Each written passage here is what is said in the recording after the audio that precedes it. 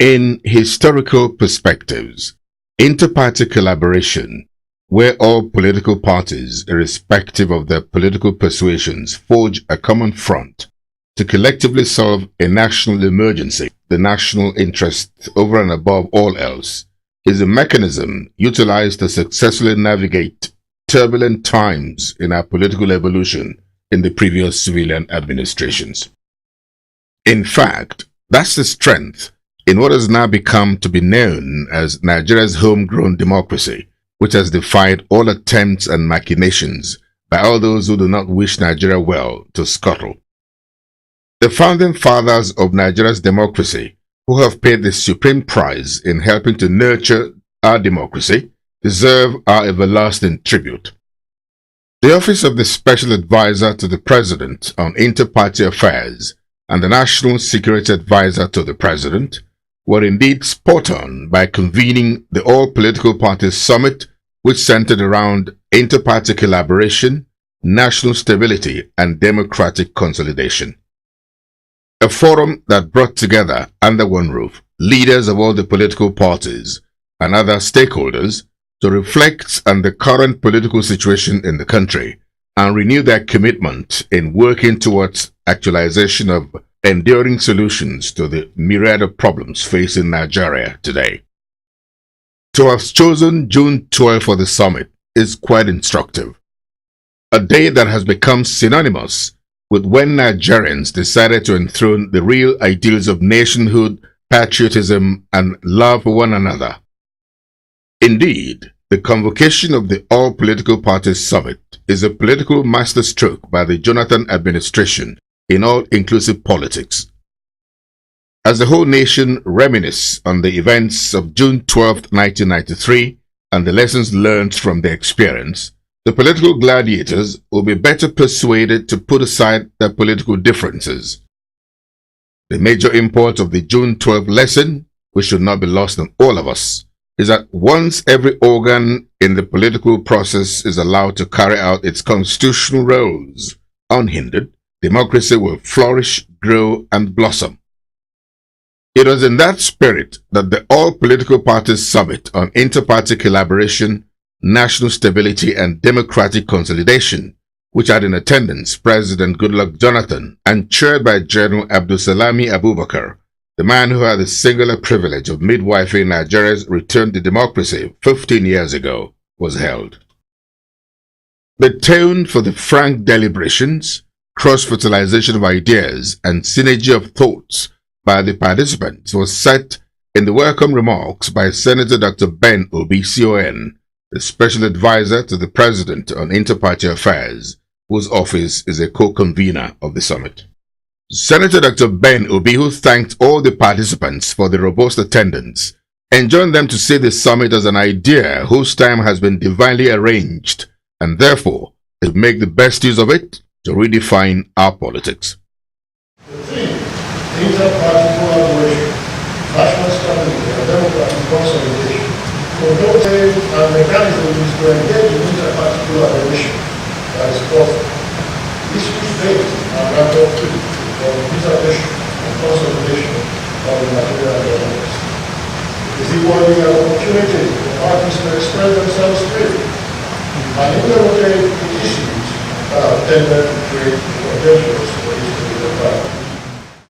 in his own remarks, the National Security Advisor to the President, Colonel Sambo Dasuki, enjoined leaders of all the political parties, their followers, and indeed Nigerians in general, to forge a common front with the government in a concerted battle to free Nigeria and Nigerians from the clutches and stranglehold of insurgents.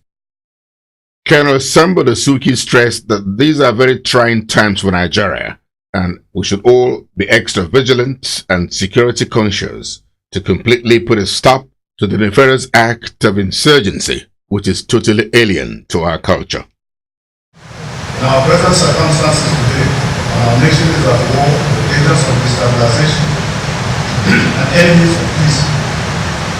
Times like this, when lives of innocent Nigerians from all ethnic groups and religions are being wasted by criminals and hoodlums, masquerade under the guise of religion. Postal class cannot afford to send anyone signal through unguarded utterances, conduct and behavior. The chairman of the occasion and former head of state, General Abdusalami Abubakar GCFR, who was also very worried about the security situation in the country, was of the opinion that Nigerian politicians should avoid overheating the polity with unguarded, inflammatory utterances, which can derail the democratic process. He urged them not to take for granted the new lease of life that democracy has enthroned in the society. The keynote address at the All Political Parties Summit was delivered by the INEC chairman, Professor Attahiru Jega. He canvassed an amendment to the Constitution and the electoral law. As the country moves to consolidate its electoral process with the Ekiti governorship election, Osun election in August this year, and the almighty general election for next year, which begins with the presidential and National Assembly elections in February, Professor Attahiru Jega warned politicians against acts that could promote electoral violence. He added that the win at all costs syndrome among the political class has fueled religious cleavages and ethnic differences. In the proposed amendment to the Constitution, canvassed by INEC chairman Professor Attahiru Jega, elected office holders should be made to lose their seats if they defect from their original parties to other parties while still in office. I believe that through inter-party collaboration, it is possible to get all political parties to function effectively as system maintenance agencies and thereby ensuring national stability and democratic consolidation.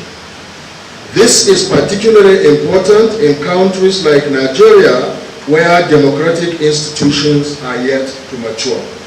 While we must respect the right of citizens to choose at which parties to belong to as part of their freedom of association, the negative effects of this have to be contained. Because on the one hand, the legal framework is also very clear. If you are elected on a platform of a political party and you cross carpet and change a political party, then obviously you have to relinquish the seat and elections need to be conducted to fill that seat. This is observed more in the breach, and it is important that this important issue is addressed.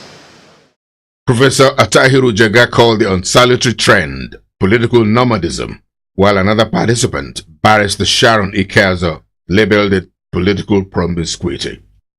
Under the Women in Politics Forum, we also have a peace and initiative strategy that we had started. And this is pointed at the NSA to please take note of the Women in Politics Peace and Strategy and Conflict Resolution Project we have started, whereby we use the political structures in every party. You go to a state where you have, let's say PDP, you use the women leader of PDP to reach out to the women where we train them on early morning times. We in the APC were all united with Nigeria and our people in this time of grief. At this time that all political actors and parties should join hands with the President and the federal government of Nigeria to fight terror. Terror is the greatest enemy of this country today. And I said, we have no other country except this one, and we cannot bequeath our children anarchy. We must support the President to fight that. In Labour Party, we believe that all the other political parties should collaborate to see that we have a good democracy standing in Nigeria. I'm calling on all political parties now to come together to fight terrorism, which we know is what is creating the big problem we are having in the country today. Terrorism, I can tell you, is a common problem. It's not the problem of PDP, it's not the problem of Labour Party, it's not the problem of APC. It is a common problem. And we have to come together as Nigerians to fight it. It's a common enemy. We should also be able to identify that. I stand before the Nigerians today to say again, Nigerians, like when the the MC was saying something. He said that he speaks Igbo today, and he learned how to speak Igbo when he was in Ghana. That is to tell you how Nigeria were living together. Neighbors keep in those days. Why wasn't us go back to that system where you do your brother's keeper? I pray that Nigeria will go back what used to be in the system. Thank you all. Ladies and gentlemen, the Inter-Party Advisory Council as elucidated and amplified by the chairman of INEC has come to stay. We must commend the political parties who stood together as one for 16 months to develop a code of conduct not by anybody but for ourselves. And in this regard, I would like to recognize the PDP, the NCP, the PSP, and the PNPP, with Chinwe representing the PDP, working for that 16 months, and with collaboration and support being given to them by all the chairmen of political parties. No one is exception. I would like to make a few remarks regarding building a strong foundation towards an era of politics of inclusivity and constructive engagement in the Nigerian politics and political development as one of those cherished past experiences. The main reason for focusing on these two fundamental issues of inclusivity and constructive engagement in the Nigeria's contemporary political development is to offer some suggestions towards solving some of the challenges of nation building the Nigerian political elites and the large diverse Nigerian policies are still grappling with up till now. Leaders of all the political parties in attendance at the summit or their representatives, PDP, APC, ABGA, Labour Party, CNPP, and IPAC, as well as members of the international community, gave goodwill messages at the event. In their different interventions, they all praised the conveners of the summit for their thoughtful initiative and foresight, pledging to renew their commitment towards the success of the democratic process. This they will do by avoiding making provocative statements and the seeming non-committal attitude to the problem of insecurity in the country. Given the reality that has confronted our nation and indeed our collective existence in the recent past, it is indeed a common practice that citizens of every responsible society do come together to confront and respond to situations and circumstances as they emerge. That is why we have collectively gathered here today to respond to the emerging scenario in our democracy and our nation. In his own remarks, which President Goodluck Jonathan has since commended as very patriotic, former head of state, General Muhammadu Buhari, advised all Nigerians to ruminate seriously over the lessons inherent in the June 12, 1993 experience. He also warned politicians against do-or-die politics. He advised other arms, like the executive, the legislature, and the judiciary, to play strictly by the rules of the game and observe regulations entrenched in the Constitution to the letter.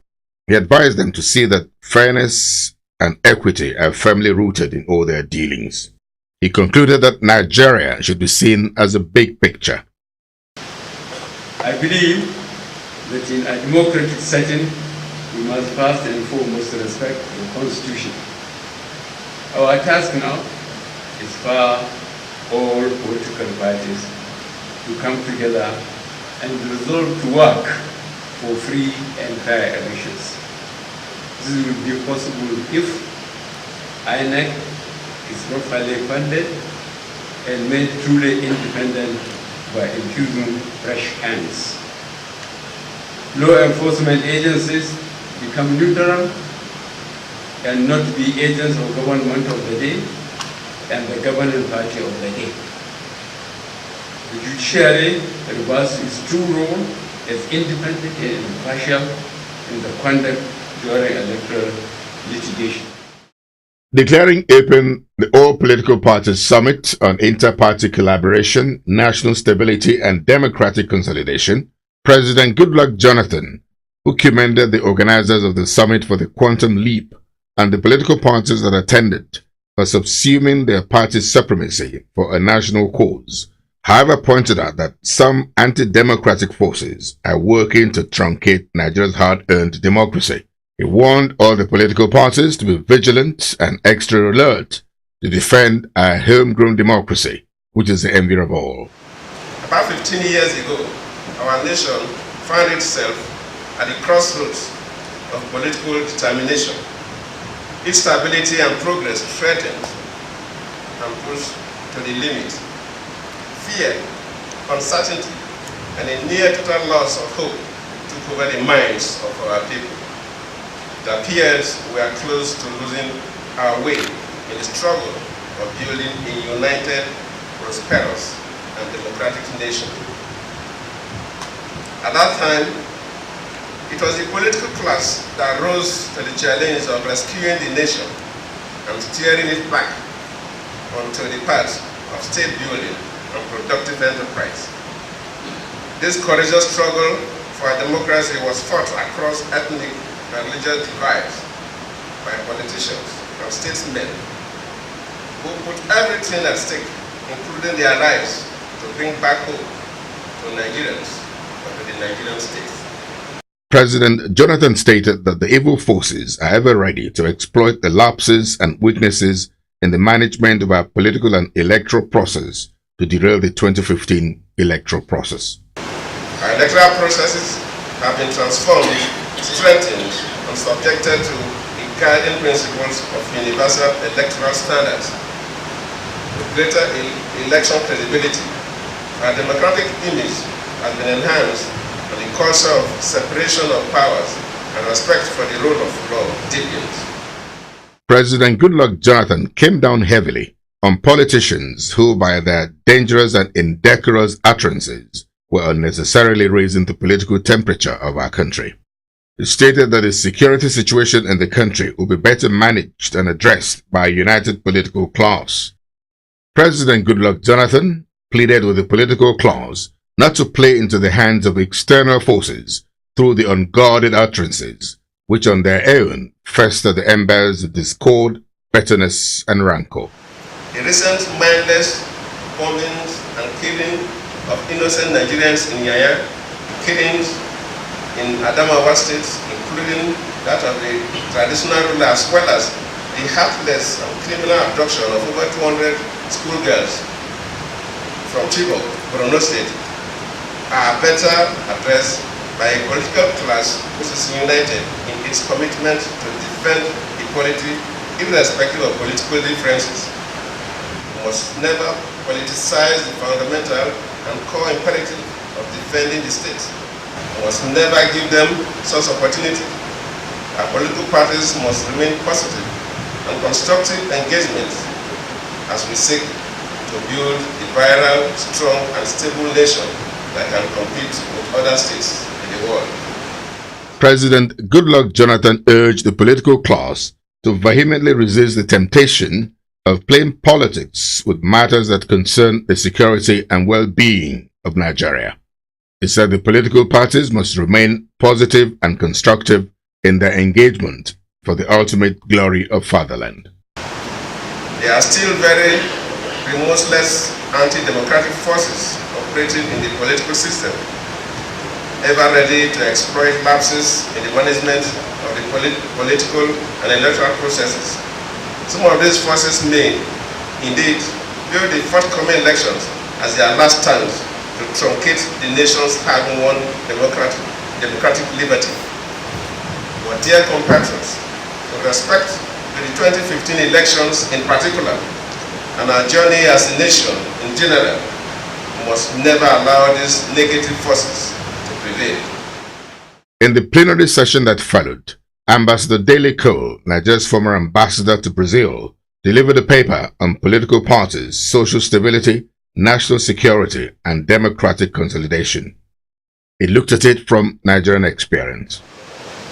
For reasons which will remain totally unfathomable, the 1993 presidential election was cancelled, despite being perhaps the most free and fair we have ever conducted. It is right and fitting that the commemoration of that day be used to discuss and debate the state of our current political dispensation. The fallout from the experience has left us scarred until today. We must learn the lessons of both that and other events in our history that are comparable, so that we may be able to face the future a little bit more courageously. Bishop Matthew Hassan Kuka, who was represented in his own paper, looked at inter-party collaboration, positive political space, and reduction of electoral violence, principles, practices, and prospects.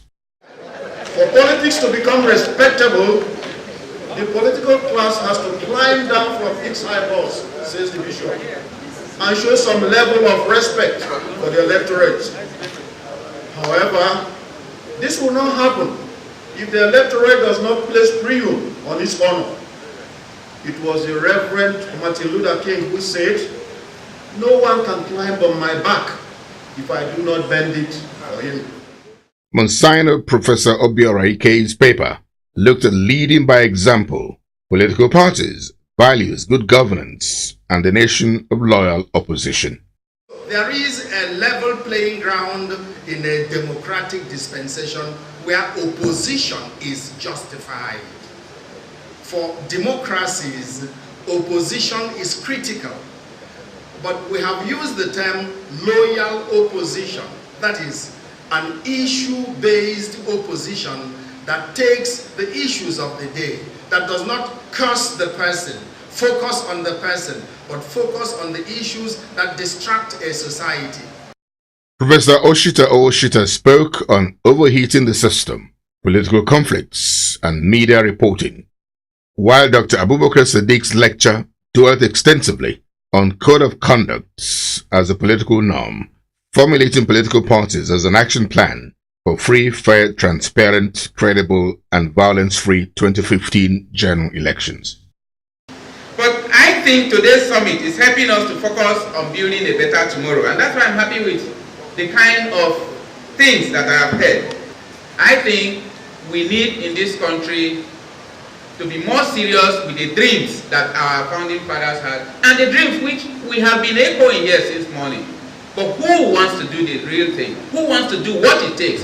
We can't go to heaven without dying. So we must do what is required. Democracy is always an unfinished product. We have to keep on refining it. It's a constant attempt to refine it to ensure that it does not collapse. It seems to me that our politicians don't seem to get this fact. And every book I've read on democracy will tell you that it is an unfinished business. During the interactive session, remarks were made on how to move the political process forward, how to ensure social stability and national security.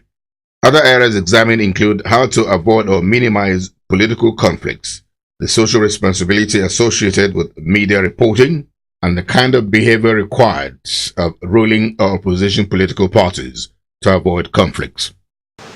The first, conflict reporting. What is it about? In these difficult times, when we're talking about conflict reporting, we know that he who pays the piper dictates the tune. The house style, the owner of the media house, and so on determine what is put out in the press in the evening, afternoon, and morning. But at the same time, if a journalist is properly schooled with conflict reporting skills, then there is a balanced report. Besides, charred bodies and some things are not good enough for the media. So you keep them out. Not because you are trying to be economical with the truth, but some things are just not fit for the public domain. Secondly, political conflicts have early warning systems. They have early warning signs.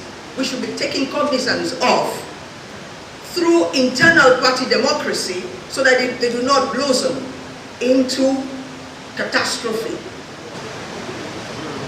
Surely a lot of responsibilities rests on the leaders, on the shoulders of the leaders of political parties. It is also clear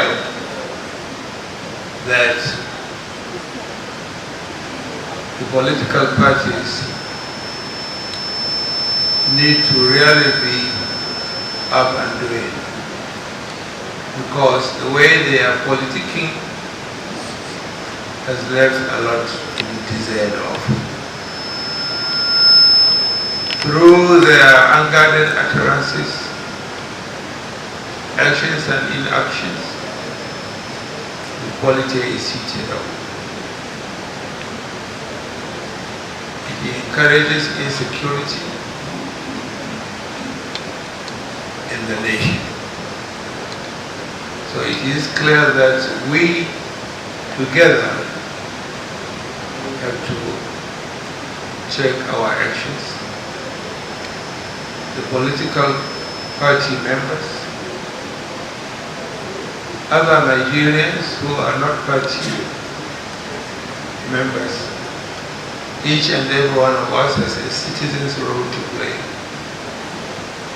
And if this nation needs to succeed and come out of the present insecurity we are facing, each and every one of us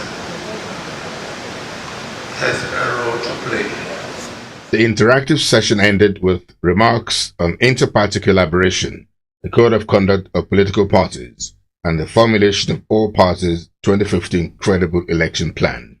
With more of this kind of collaboration among political parties and relevant stakeholders in the polity, especially as we inch closer to the 2015 general elections, a credible platform will be built to bridge the communication gap that has resulted in the discordant voices capable of breeding disunity among the political class. Once again, it's a big thumbs up for the Office of the Special Advisor to the President on Inter-Party Affairs, led by Senator Ben Obi, and the Office of the National Security Advisor to the President, Colonel Sambo Dasuki.